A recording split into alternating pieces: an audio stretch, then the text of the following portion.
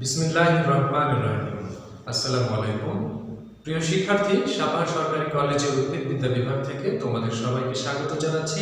আমি মোয়াজ্জেম হোসেন, প্রভাষক উদ্ভিদবিদ্যা।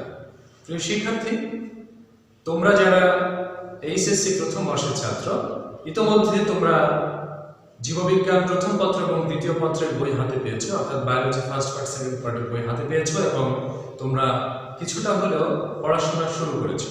তাই তো শিক্ষার্থী, তোমরা যে যেখানে আছো আশা করছি সুস্থ এবং নিরাপদে আছো এবং তোমরা পড়াশোনাও শুরু করেছো। আর এই ধারাবাহিকতায় আমি আজকে তোমাদেরকে বায়োলজি বিষয়ে ইন্ট্রোডাক্টরি ক্লাস নিতে চাই, অর্থাৎ জীববিজ্ঞানের যে সূচনা আলোচনা অর্থাৎ প্রাথমিক আলোচনা সে বিষয়ে আলোচনা করতে চাই। তো আসো আমরা জানি যে বায়োলজিটা কি। বায়োলজিটা কি? Biology is a branch of science. এটি তো আমরা জানি, তাই না? Biology is a branch of science which deals with the study of life. আমরা এবার বলি যে biology is a branch of science which deals with the study of life. Biology বিজ্ঞানের একটি বিশেষ শাখা যেটি কি করে? জীবন নিয়ে আলোচনা করে। শিক্ষার্থী, তোমরা এই সংজ্ঞাটি জানো। তো এই সংজ্ঞা থেকে আমরা দুটি বিষয় এখানে পাচ্ছি। এখানে দেখো সায়েন্স, আর এখানে লাইফ। এই শব্দ সম্পর্কে আমাদের মোটামুটি সবারই ধারণা রয়েছে। এখানে সায়েন্স সম্পর্কে তোমাদের ধারণা রয়েছে এবং লাইফ বুঝতে পারছো, জীবন। তো তারপরেও তোমাদের যদিও ধারণা রয়েছে, তারপরেও সায়েন্স অর্থাৎ বিজ্ঞান, বায়োলজি জানার আগে বিজ্ঞানটা কি সেটি কিন্তু আমাদের জানাটা কি জরুরি। কি প্রিয় শিক্ষার্থী, তাই তো? তাহলে আমরা যদি এই সায়েন্স শব্দটি অর্থাৎ বিজ্ঞান এই শব্দটি কিভাবে আসলো, সায়েন্স এই শব্দটি ল্যাটিন ওয়ার্ড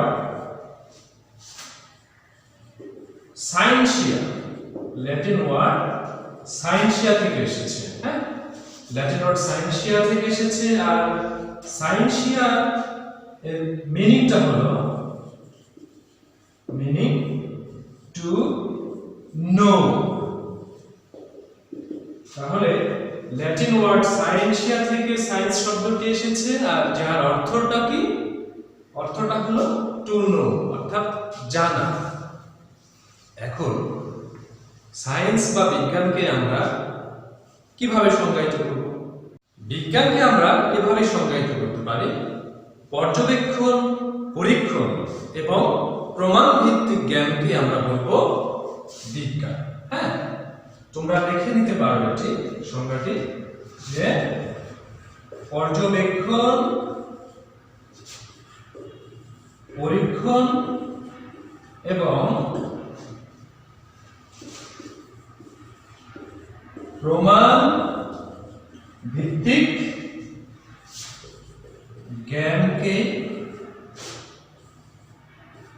বিজ্ঞান বা সায়েন্স বলে। তাহলে পর্যবেক্ষণ, পরীক্ষণ এবং প্রমাণ ভিত্তিক জ্ঞানকে আমরা কি বলবো? বিজ্ঞান বলবো। আমরা যদি ইংরেজিতে সংজ্ঞা দিতে চাই তাহলে এখানে দেখো উপর থেকে কিছুটা আমি মিশিয়ে দিলাম, যে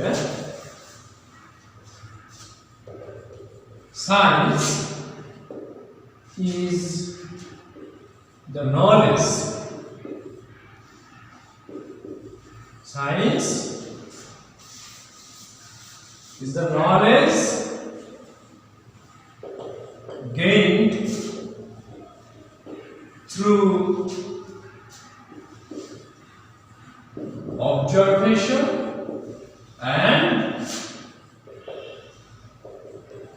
experimentation. Science is the knowledge gained through observation and experimentation. প্রিয় শিক্ষার্থী, তাহলে বিজ্ঞান এর যে সংজ্ঞা সেটি তোমরা আশা করছি বুঝতে পেরেছো। এবারে তোমাদেরকে লাইফে নিয়ে যেতে চাই, অর্থাৎ আমরা জীবিত আছি, আমাদের মধ্যে কি জীবন আছে, তাই না? জীবনকে দার্শনিক অর্থাৎ আমরা দর্শনের ভিত্তিতে আমরা সংজ্ঞায়িত করতে পারি। সাহিত্যিক যারা রয়েছে, কবি মন এর দিক থেকে সংজ্ঞায়িত করতে পারি। সেই সংজ্ঞাগুলো কিন্তু আমরা বায়োলজিতে কি নিতে পারবো, আমরা গ্রহণ করতে পারবো না। হয়তো একজন বলে দিল, যারা কবি মন তারা কল্পনার জগৎ থেকে বলল যে জীবন একটি লাল গোলাপ, যেটি কি প্রথমে কুড়ি সৃষ্টি হলো, তারপর সেটি আবার ঝরে পড়ে, তাই না? প্রস্ফুটিত হওয়ার পর ঝরে পড়ে। এই ভাষা কিন্তু এখানে চলবে না। তাহলে আমরা জীবনকে সংজ্ঞায়িত যদি করতে চাই, যেহেতু আমরা বায়োলজি পড়বো, আর বায়োলজিটা জীবন নিয়েই কিন্তু আলোচনা করব। এবারে চলো আমরা জীবনের একটা কি ডেফিনেশন অর্থাৎ সংজ্ঞা দাঁড় করানোর চেষ্টা করি। Life is a set of characteristics. Life is a set of characteristics which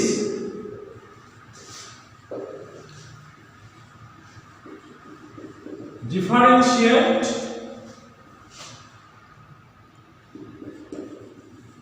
living things from non-living things. জীবন কি কতগুলো বৈশিষ্ট্যের সমষ্টি, যেগুলো কি করে যে জীবগুলো রয়েছে তাদেরকে অজীব যে বস্তুগুলো রয়েছে সেখান থেকে পৃথক করে। প্রিয় শিক্ষার্থী, জীবন এমন একটা সত্তা যা কি করে জড় বস্তু থেকে জীবন্ত বস্তুকে পৃথক করে। তাহলে আশা করছি সংক্ষিপ্ত পরিসরে জীবনের যে ধারণা সেটি তোমরা পেয়েছো। এবারে চলো আমরা বায়োলজিতে ফিরে যাই। আমাদের সূচনা যে হয়েছে যেখান থেকে সায়েন্স এবং লাইফের, সেই জায়গায় ফিরে যাই। হ্যাঁ, biology is the study of life and living organism. তাহলে বায়োলজিকে আমরা যদি অন্যভাবে সংজ্ঞায়িত করি তাহলে আমরা বলবো biology is the study of life and living organism. আমরা বায়োলজিকে আরো শর্টে যদি সংজ্ঞায়িত করি, biology is the science of life. বাংলাতে যদি বলি যে জীববিজ্ঞান বা বায়োলজি হলো জীবনের বিজ্ঞান। হ্যাঁ, বায়োলজি হলো জীবনের বিজ্ঞান।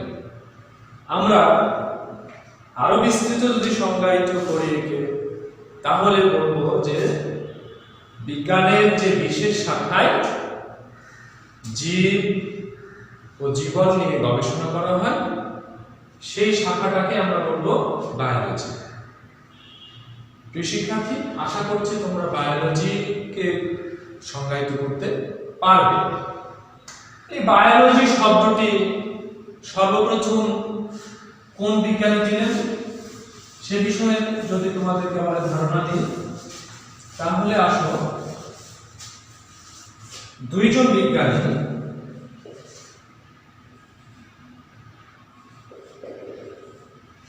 ট্রাভিরানাস and ল্যামার্ক 1801 সালে Treviranus German scientist, Lamarck French scientist. এই দুজন বিজ্ঞানী 1801 সালে used the word biology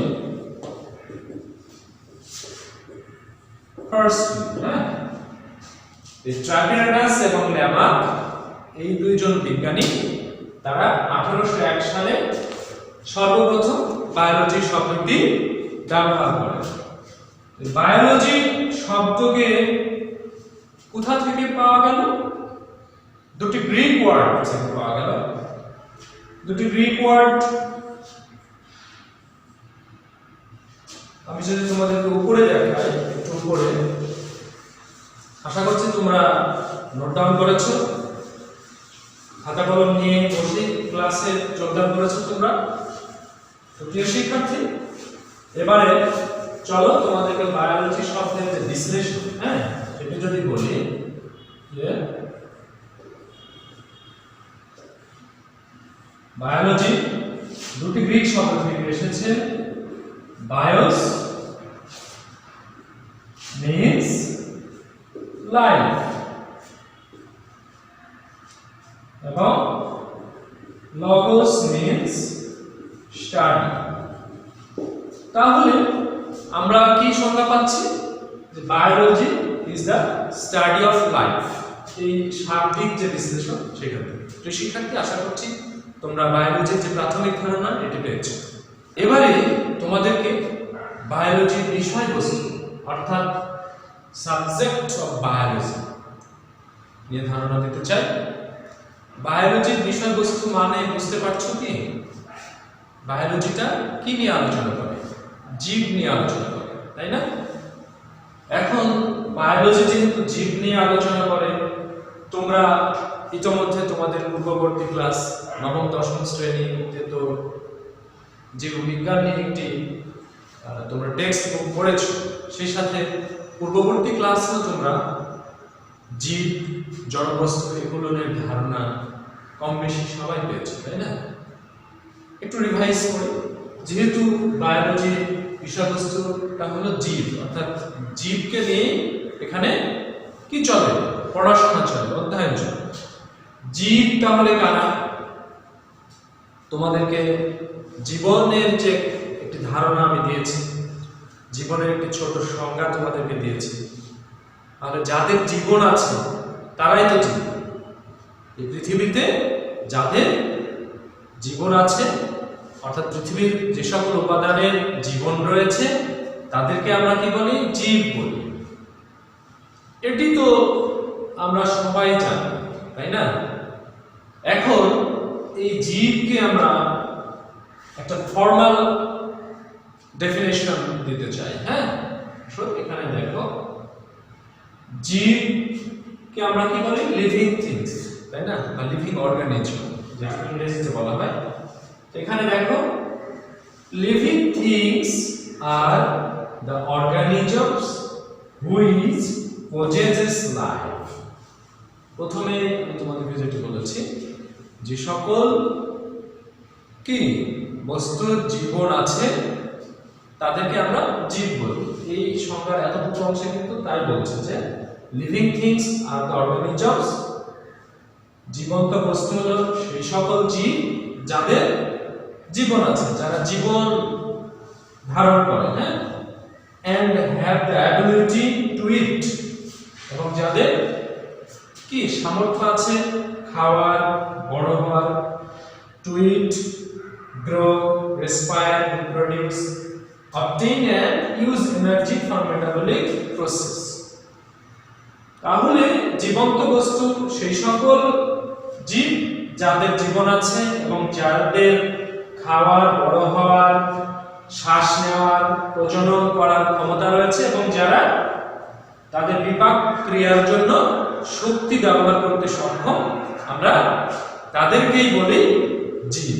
হ্যাঁ, এখানে জীবের যে বৈশিষ্ট্যগুলো রয়েছে, অর্থাৎ যে সকল এই পৃথিবীর উপাদানকে আমরা জীব বলবো, তাদের যে সাধারণ বৈশিষ্ট্যগুলো রয়েছে সেগুলো কিন্তু এই সংজ্ঞার মধ্যে চলে এসেছে। জীবের খাদ্য প্রয়োজন, হ্যাঁ, টু ইট, এরা খেতে পারে। জীবরা বড় হয়, হ্যাঁ, আকার আয়তনে বড় হয়, তারা শ্বাস নিতে পারে, তারা বংশ বৃদ্ধি করতে পারে এবং তারা কি এনার্জি ব্যবহার করতে পারে। এইগুলোই হলো জীব।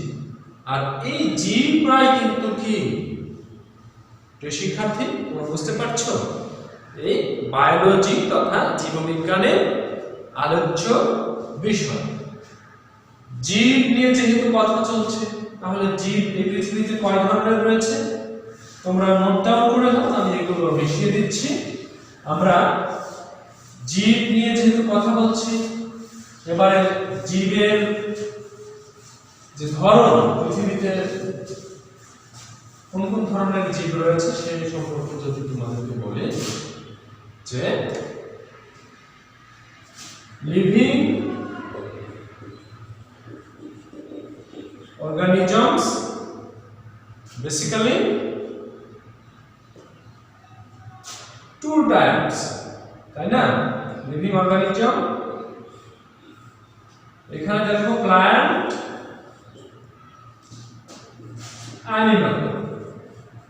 অ্যানিমালস, তাই তো? প্ল্যান্ট এবং অ্যানিমালস, এর সাথে আরো একদল রয়েছে, এর মধ্যেও ক্ষুদ্র অনেক উদ্ভিদ রয়েছে। প্ল্যান্ট মানে উদ্ভিদ, অ্যানিমালস অনেক ক্ষুদ্র ক্ষুদ্র রয়েছে।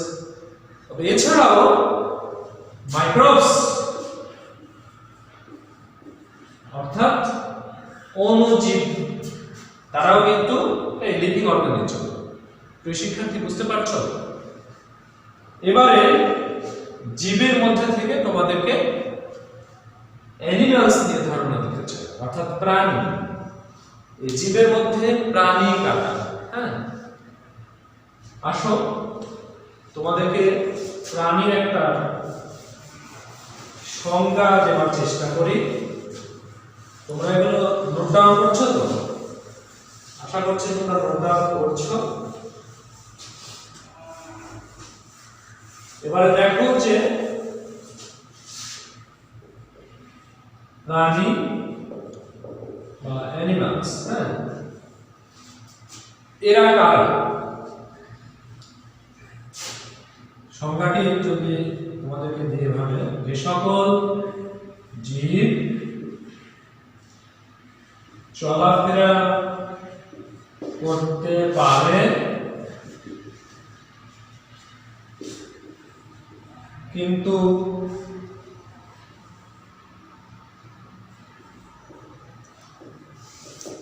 নিজেদের খাদ্য নিজেরা প্রস্তুত করতে পারে না, তাই পরভোজী হিসেবে জটিল ও কঠিন খাদ্য গ্রহণ করে এবং যৌন জননের মাধ্যমে বংশ বৃদ্ধি করে।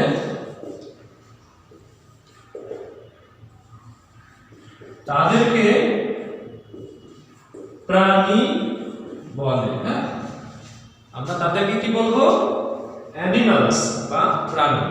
যে সকল জীব চলাফেরা করতে পারে কিন্তু নিজেদের খাদ্য নিজেরা প্রস্তুত করতে পারে না, তাই পরভোজী হিসেবে জটিল ও কঠিন খাদ্য গ্রহণ করে, এবং যৌন জননের মাধ্যমে বংশবৃদ্ধি করে তাদেরকে প্রাণী বলে।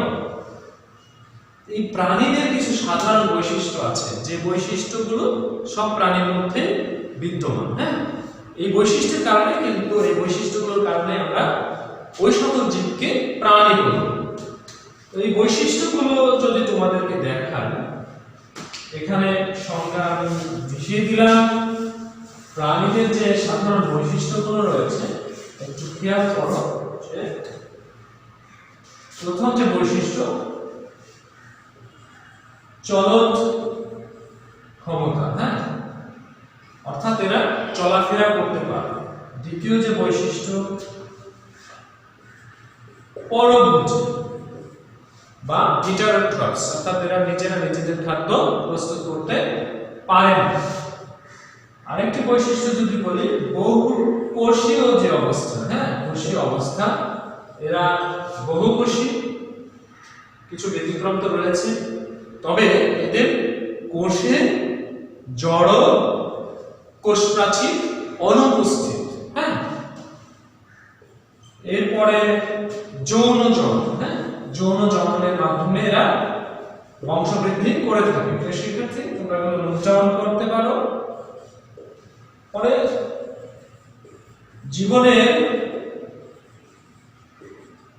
একটা নির্দিষ্ট সময় পর্যন্ত কি ঘটায়, এদের বৃদ্ধি ঘটাতে পারে, তারপরে আর বৃদ্ধি ঘটাতে পারে না, শেষে এরা মৃত্যুবরণ করে।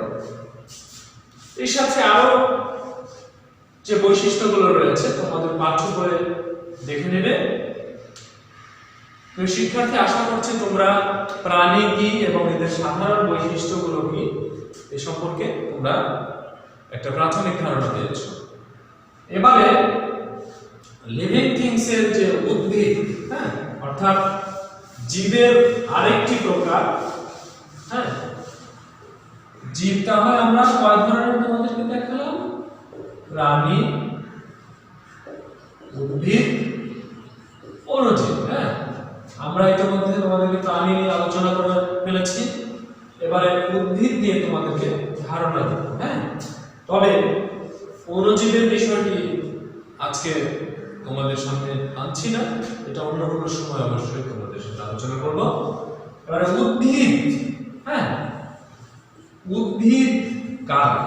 এই জীবের যে জীব গোষ্ঠীর মধ্যে উদ্ভিদ কারা, এই ধারণাটা তোমাদের জন্য প্রয়োজন। তার আগে তোমাদেরকে বলি যে প্রাণী এরা কিন্তু চলাফেরা করতে পারবে, তাই না? উদ্ভিদরা কিন্তু চলাফেরা করতে পারে না। তো যাই হোক, উদ্ভিদ কারা এই প্রশ্নে যদি আসি, তাহলে বলতে হবে যে সকল জীব কি কঠিন ও জটিল খাদ্য গ্রহণ করতে পারে না এবং যাদের কোষে জড় কোষ প্রাচীর বিদ্যমান, সেই সকল জীবকে আমরা উদ্ভিদ বলি। খুব সহজভাবে, যে সকল জীব কঠিন এবং জটিল খাদ্য গ্রহণ করতে পারে না এবং কোষে জড় কোষ প্রাচীর বিদ্যমান, তাদেরকে আমরা উদ্ভিদ বলি। তোমাদের পাঠ্য বইয়ে খুব সুন্দরভাবে এই সংজ্ঞাটি লেখা রয়েছে। তারপরেও আমি যদি লিখে দিই তোমাদেরকে, যে সকল জীব জটিল ও কঠিন খাদ্য গ্রহণে অক্ষম এবং কোষে জড় কোষ প্রাচীর বিদ্যমান, তারাই উদ্ভিদ। হ্যাঁ, তারাই উদ্ভিদ। শিক্ষার্থী, আশা করছি তোমরা উদ্ভিদকে সংজ্ঞায়িত করতে পারবে। তো এই উদ্ভিদেরও কিছু সাধারণ বৈশিষ্ট্য রয়েছে। হ্যাঁ, তোমাদেরকে পাশে দেখাই উদ্ভিদের সাধারণ বৈশিষ্ট্য, যেমন বর্ণ সবুজ। হ্যাঁ, উদ্ভিদের বর্ণ কি সবুজ, তাই না? কারণ এদের কোষে ক্লোরোফিল নামক বর্ণ কণিকা বিদ্যমান। এরপরে যদি খাদ্য গ্রহণ বলি, খাদ্য গ্রহণ, এরা কি, এরা তরল জাতীয় খাদ্য গ্রহণ করতে পারে, কঠিন জাতীয় খাদ্য গ্রহণ করতে পারে না। তৃতীয় বৈশিষ্ট্য স্বভোজী।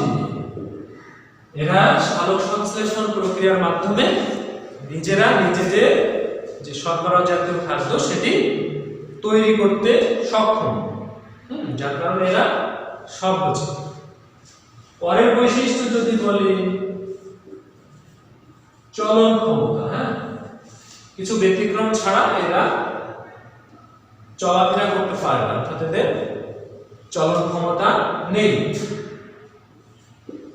এরপরের যদি বৈশিষ্ট্য বলে যে বৃদ্ধি, হ্যাঁ, বৃদ্ধি, এরা আমৃত্যু পর্যন্ত অর্থাৎ ডেড হওয়ার আগ পর্যন্ত এদের বৃদ্ধি চলতে থাকে। যেখানে প্রাণীদের ক্ষেত্রে আমরা দেখেছি কি যে তারা একটা নির্দিষ্ট সময় পর্যন্ত বৃদ্ধিপ্রাপ্ত হয়, কিন্তু উদ্ভিদের একবারে আমৃত্যু পর্যন্ত তারা বর্ধনশীল থাকে। হ্যাঁ, এরপরে আরেকটি বৈশিষ্ট্যের কথা যদি বলি যে এদের স্নায়ুতন্ত্র, রেচনতন্ত্র অর্থাৎ এদের কোনো তন্ত্র নেই। প্রাণীদের ক্ষেত্রে যেমন পরিপাকতন্ত্র, রেচনতন্ত্র, স্নায়ুতন্ত্র রয়েছে, উদ্ভিদের ক্ষেত্রে কিন্তু তোমরা এটা পাবে না। হ্যাঁ,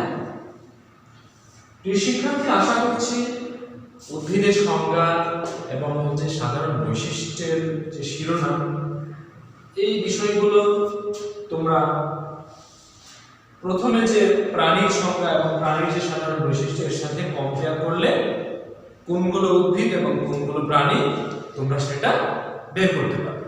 প্রিয় শিক্ষার্থী, এবারে চলো ব্রাঞ্চেস অফ বায়োলজিতে নিয়ে যাই তোমাদেরকে, অর্থাৎ বায়োলজি শাখাগুলো, প্রধান শাখাগুলো কি কি রয়েছে সেখানে যদি তোমাদেরকে দেখায়। বায়োলজির প্রধান তিনটি শাখা রয়েছে। একটি হলো মাইক্রোবায়োলজি বা অণুজীব বিজ্ঞান, আর একটি হলো জুলজি বা প্রাণীবিজ্ঞান, আর একটি হলো বটানি বা ফাইটোলজি, যেটাকে আমরা বলি উদ্ভিদ বিজ্ঞান। অণুজীব বিজ্ঞানে অণুজীব যেগুলো খালি চোখে আমরা দেখতে পাই না, অর্থাৎ যে জীবগুলো খালি চোখে দেখা যায় না সেগুলোকে কি আমরা বলবো অণুজীব। এখানে ব্যাকটেরিয়া নিয়ে এখানে আলোচনা করা হয়, হ্যাঁ, ভাইরাস নিয়ে আলোচনা করা হয়, ফাঞ্জাই নিয়ে আলোচনা করা হয়, যে অণুজীব যেগুলো আমরা খালি চোখে দেখতে পাই না। জুলজি, হ্যাঁ, প্রাণী বিজ্ঞান। জোন, এখানে গ্রিক ওয়ার্ড জোন সমান সমান অ্যানিমাল, হ্যাঁ, অ্যানিমালস। লগোস মিন স্টাডি, হ্যাঁ, অর্থাৎ প্রাণী নিয়ে যেখানে আলোচনা করা হয় সেটি হলো জুলজি। এখানে দেখো বটানি বা ফাইটোলজি, হ্যাঁ, এর যে বাংলা সেটি হলো উদ্ভিদ বিজ্ঞান। এই বটানি শব্দটি গ্রিক ওয়ার্ড, বটানি এই শব্দটা গ্রিক ওয়ার্ড বটানি, হ্যাঁ, এরকম যা তোমরা স্পেলিং দেখবে যে বটানি, হ্যাঁ, এর অর্থ হলো উদ্ভিদ, প্ল্যান্ট, হ্যাঁ, মিনিংটা হলো প্ল্যান্ট, অর্থাৎ বোটানির আলোচ্য বিষয় হলো উদ্ভিদ, হ্যাঁ, উদ্ভিদ নিয়ে আলোচনা করা হয়। যে বিজ্ঞানের যে শাখায় সেটাই হলো বোটানি। বোটানিকে আরেকটি নামে ডাকা হয়, সেটি হলো ফাইটোলজি, হ্যাঁ। ফাইটোলজি বিষয়ে যদি তোমাদেরকে একটু বলি যে ফাইটোলজি, হ্যাঁ, ফাইটোস এবং লগোস এই দুটি শব্দের সমন্বয়ে ফাইটোলজি শব্দটি গঠিত। ফাইটোস সমান সমান হলো কি প্ল্যান্ট এবং logos means study. Very easy. দেখো যে উদ্ভিদ সম্পর্কে যেখানে আলোচনা করা হয় সেটি হলো ফাইটোলজি বা বোটানি। প্রিয় শিক্ষার্থী, এইখানে দেখো বায়োলজি 1 বায়োলজি 2, হ্যাঁ, বায়োলজি 1 এবং বায়োলজি 2, যেখানে বোটানি লেখা রয়েছে এবং বায়োলজি 2 তে দেখো জিওলজি লেখা রয়েছে। আমরা যেহেতু উদ্ভিদ নিয়ে কাজ করি, অর্থাৎ সাভার সরকারি কলেজের উদ্ভিদ বিজ্ঞান বিভাগে যেহেতু কর্মরত, সো তোমাদের একাদশ দ্বাদশ শ্রেণীতে যে দুটি বই রয়েছে, বায়োলজি প্রথম পত্র এবং দ্বিতীয় পত্র, আমরা তোমাদেরকে বায়োলজি প্রথম পত্রের বোটানি অংশ পড়াবো, অর্থাৎ উদ্ভিদ বিজ্ঞান নিয়ে আমরা বায়োলজি প্রথম পত্রে তোমাদেরকে পড়াবো। প্রিয় শিক্ষার্থী, এই ছিল আজকে তোমাদের সাথে ইন্ট্রোডাক্টরি ক্লাস অন বায়োলজি।